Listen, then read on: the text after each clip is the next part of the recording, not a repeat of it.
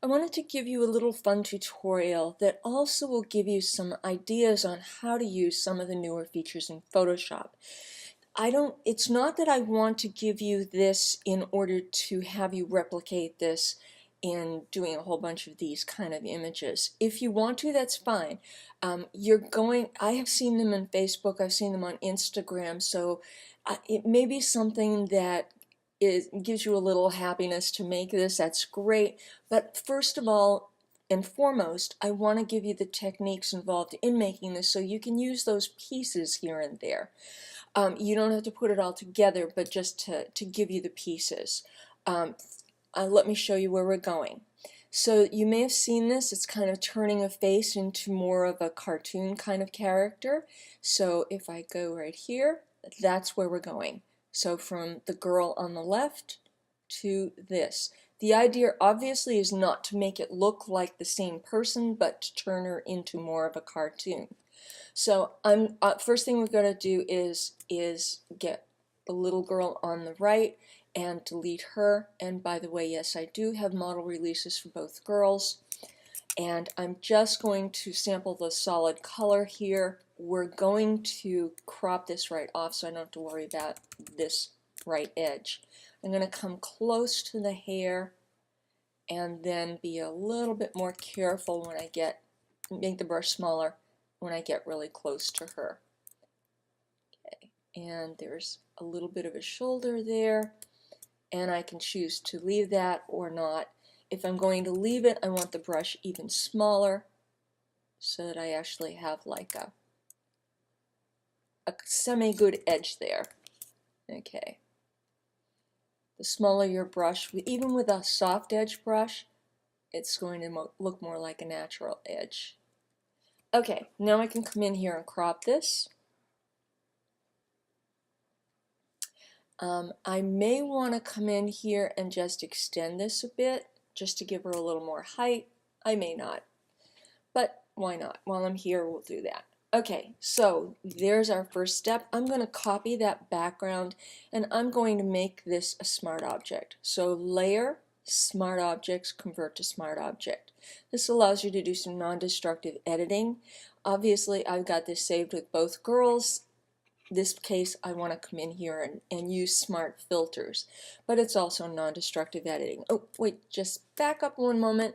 Before I do that, I just want to come in here with the healing brush, the spot healing brush, and touch up a few of these little spots in here so we have a nice smooth forehead.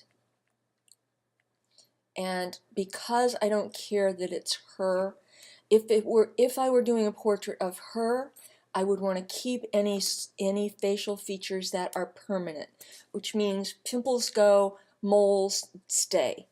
Anything that's a permanent feature of the face stays. So you can sometimes soften that down if you feel that somebody is self-conscious about that, but usually you want to check with that first with the client or with the person who you're photographing. Most of the time you do not want to change a facial feature that's a permanent feature because it starts to not look like the person. So I've got a little nasty shadow here. I'm just going to use the clone tool to kind of make that soften up a bit. Okay, so we have our basic retouching done there.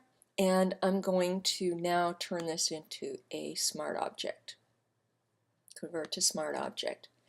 You guys already know that when you have a smart object, when you run a filter on it, it is a smart filter, which allows you very great flexibility in going back and forth.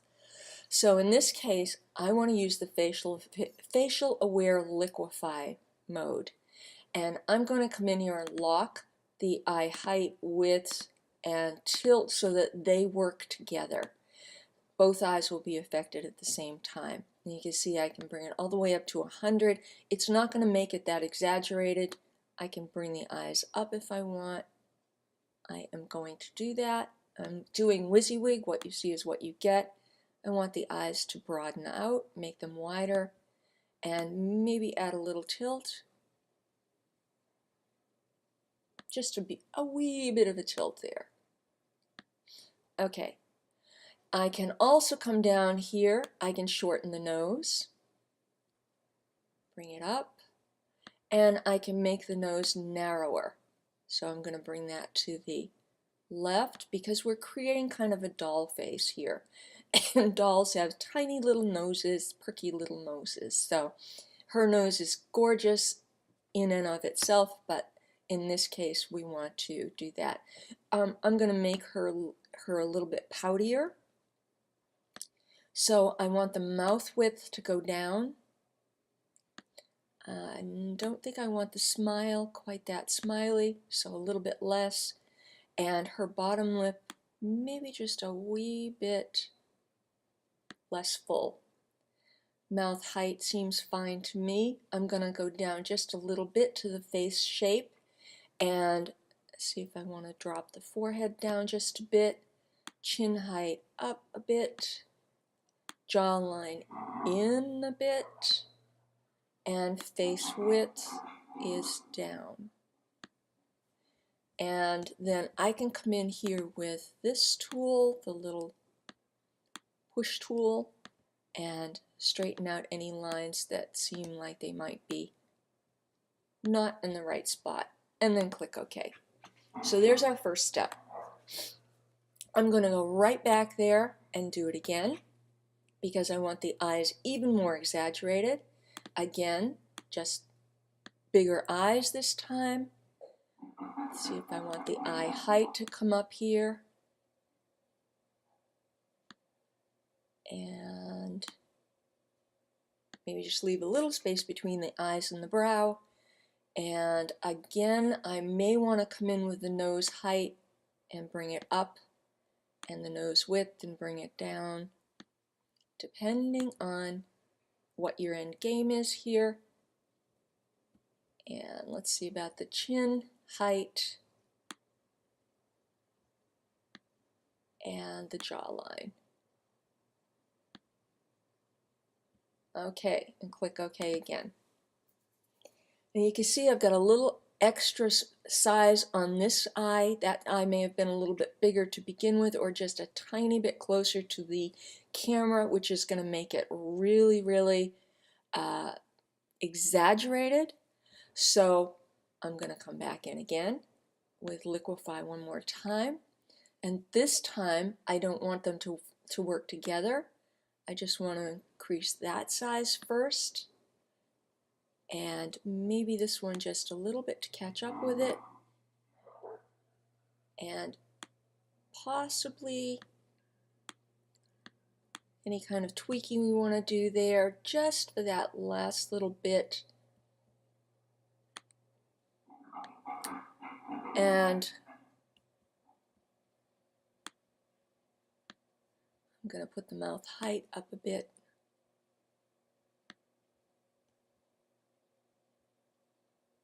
And click OK. Okay, so there we have kind of what we want in this position. I'm going to have this all collapse into one smart object now.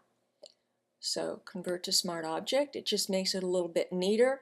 I can still double click on it and get back to all those different smart filters if I want, but it just makes it a bit neater. Back to Liquify and just do some tucking in. And this time I'm going to make my brush much, much bigger. I want to kind of bring this part in, bring the jaw in a bit. And if you had earrings or anything like this, you might want to come over here to the freeze tool and make sure that you run over those with the freeze tool like this. Say if you had an earring here, where you paint that with red, that means that's not going to move now. So let me just do it with a hair just to give you a for instance. So now I can come in here with the push tool and kind of move that around, but nothing I do will move that hair. So that works with any of the tools in the Liquify dialog box. and we're just kind of tweaking that. I may want to come down here and exaggerate some of these curls. Bring that down a little bit, poof the hair out just a bit, just to give her a little bit more.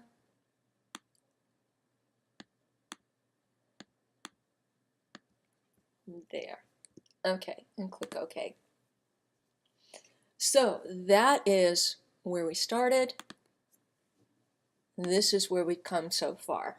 And that's pretty close to what I wanted to do there as far as reshaping the face.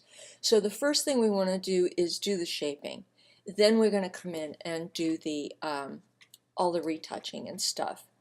So I'm going to copy and paste all these together, merge all the layers together on top. Oops, I did it twice. So I am working on a rasterized layer at this point. Just makes it a little easier. I've still got this one, my smart object, in case I want to go back and do anything else with that. But this just makes it a little easier.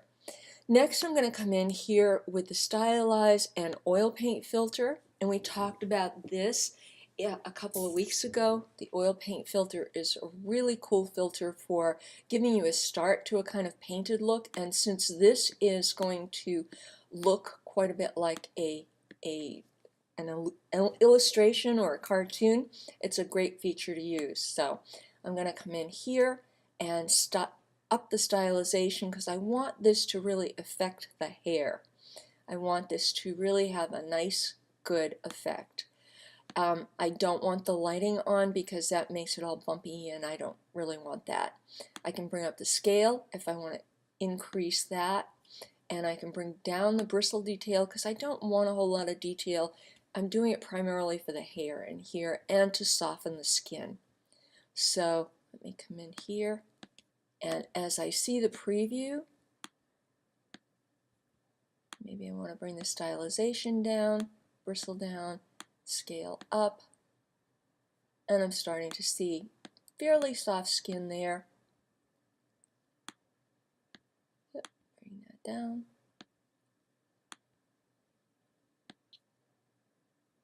And that looks pretty good to me. Just gives the hair a little softer sense and a little more of kind of a painted or illustrative look. And see, there's the before, the after. Really gives it a nice look. And since I don't want it to affect the eyes, I'm going to add a layer mask here. I'm going to paint with black because there's a lot that I want to keep on here, more that I want to keep than I want to throw away. And the eyes are where I definitely do not want this to have an effect, because if you zoom into the eyes, see what it's doing to the lashes and all that. The eyebrows, however, I'm kind of liking the effect on the eyebrows. So I'm going to come in here and do that. Okay. Now, I'm going to, again, copy and merge the entire file up there, and I'm going to come in with a mixer brush this time and use a soft brush here I'm at 10%, just 10%. The load's at 65, the mix is at 49. Those aren't quite as important as the wet setting, and I'm just going to smooth out a few spots here. This gives you a really nice ability to come into very specific areas and smooth them out. You can use a very large brush if you want and smooth them out. I kind of like the little crease right there by her mouth, but that's totally, when you have your own file, you can choose what to keep and what not to keep. But this gives you really, really nice options as far as what you smooth out on the skin and what you don't. The oil paint filter did a really nice job of starting that. This does a really nice job of doing finishing touches. Here we go. And again up here, I want to make the brush really big and get rid of that kind of stripy detail up there in the forehead.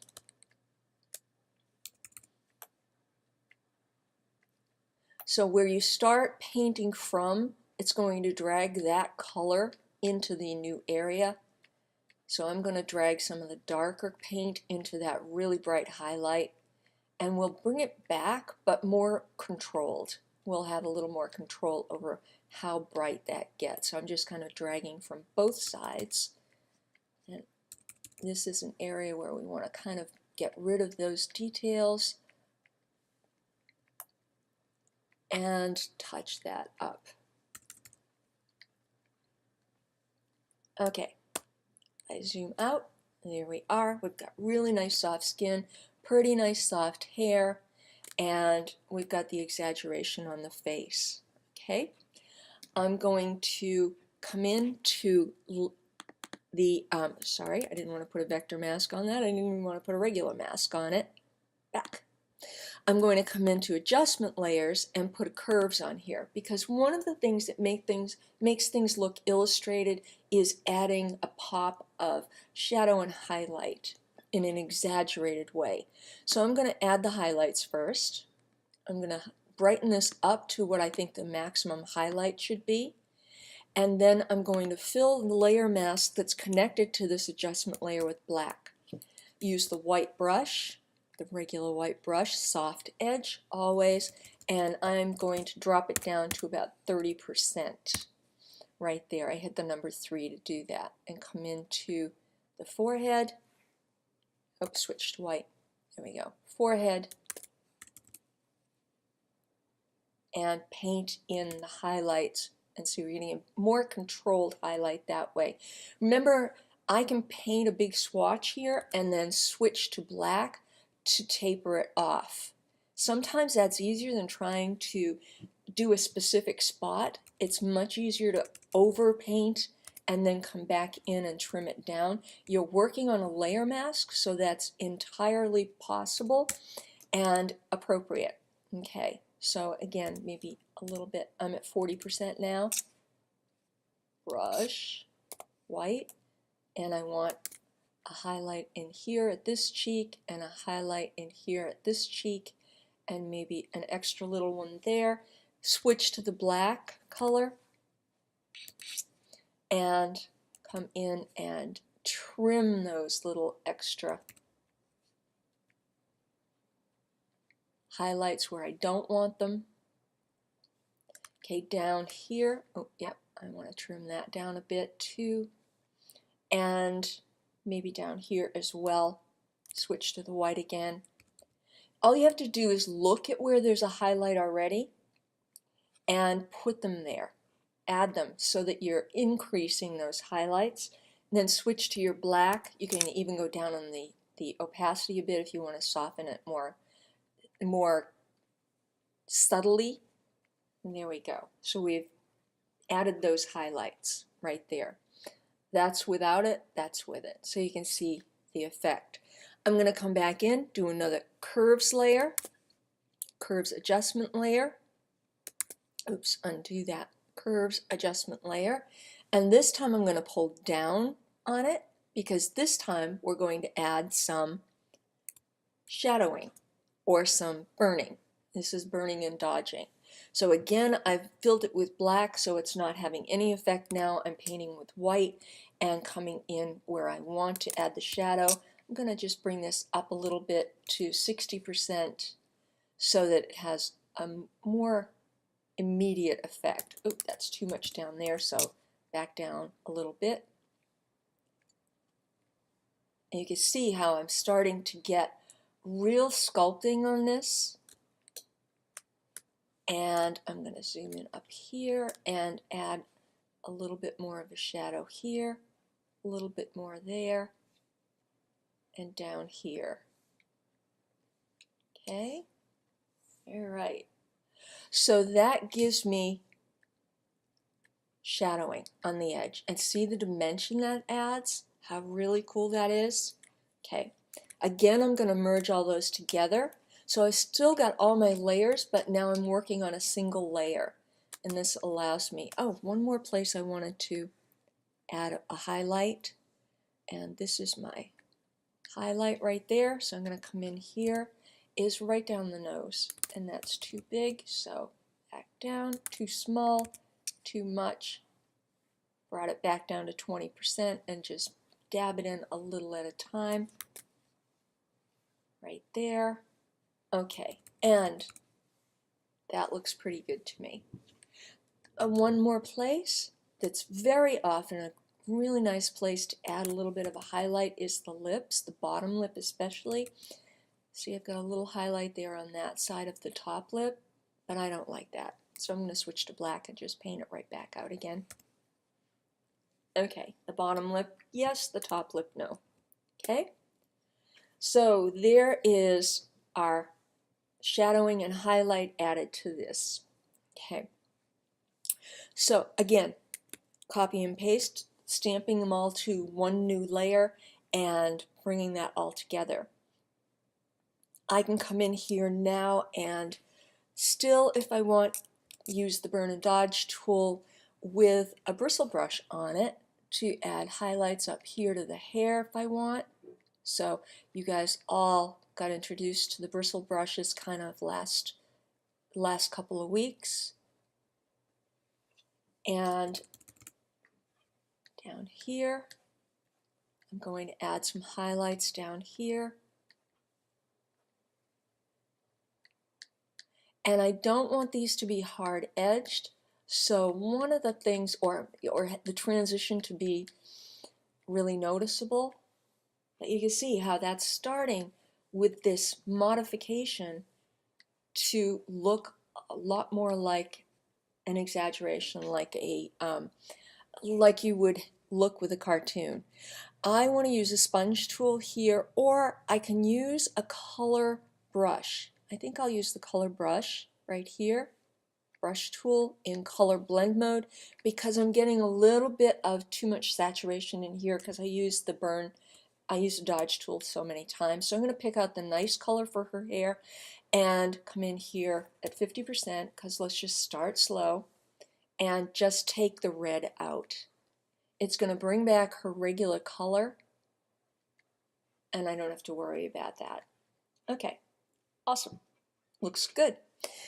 Now, I can also come in here with the mixer brush, bristle brush, and I can blend the hair. I'm not going to spend a lot of time on that. I'm going to do that over here too. And I'm going to nip off that shoulder basically, because it's not really doing us a whole lot of good, but just by covering it with hair there. Over here, I'm going to blend that, going back and forth. I could take this out, this little strand of hair out using the clone tool. You guys know how to do that, so I won't spend your time doing that. But I'm going to come in here. Now remember, I'm on a separate layer that's been merged. So if I go out of the lines here, it's not a big deal, because I can use my eraser tool, come in here, and just erase this layer to see the layers below. Those are the layers I merged to get here. So there we go. That is where we are at this point. I'm going to copy merged again so that I don't have any areas that are transparent here. And I just want to do one more thing with the eyes. We're just going to do some little retouches on the eyes. So I'm going to use the spot healing brush to get rid of the lines. Everybody has little red lines in their eyes. I think this girl was 12, 11, very young. Even she does. We all do.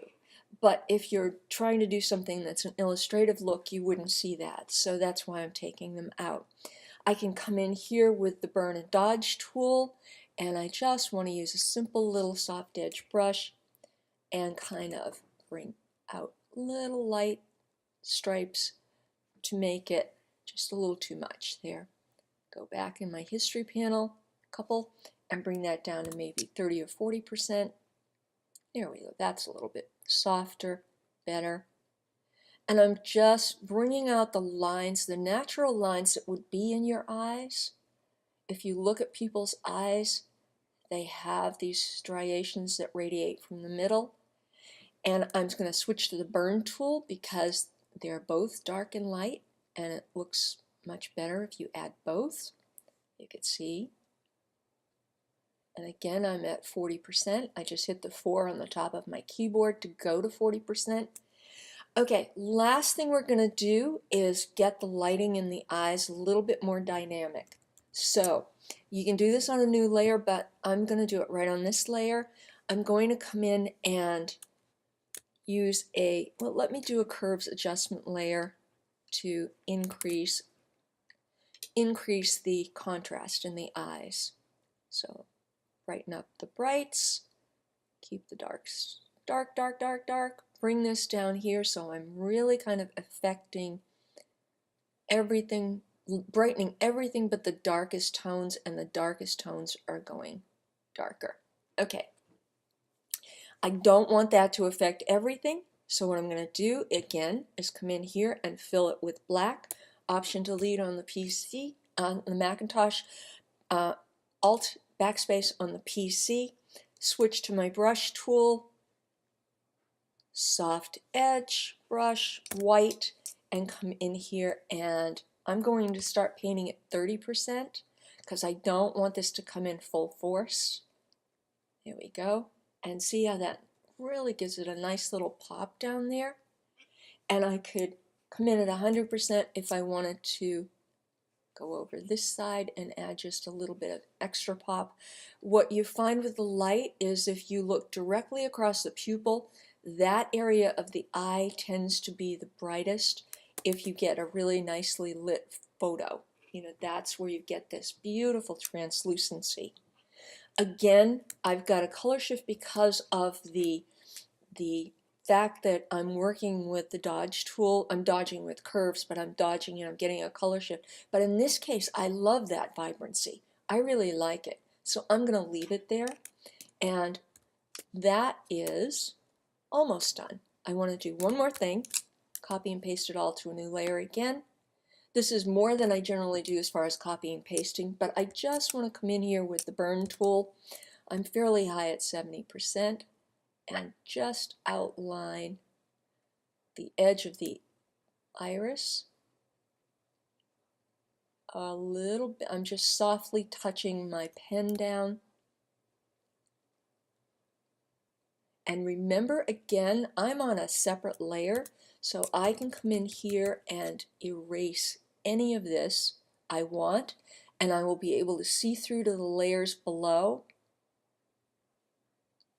and that gives me a really dramatic eye that goes really nicely with this kind of cartoon effect. There's so much more you could do, but I wanted to give you that whole sense of what you can do using layers and the facial aware feature as far as creating this kind of really doll face look. And in case you see it, now you know how it's done.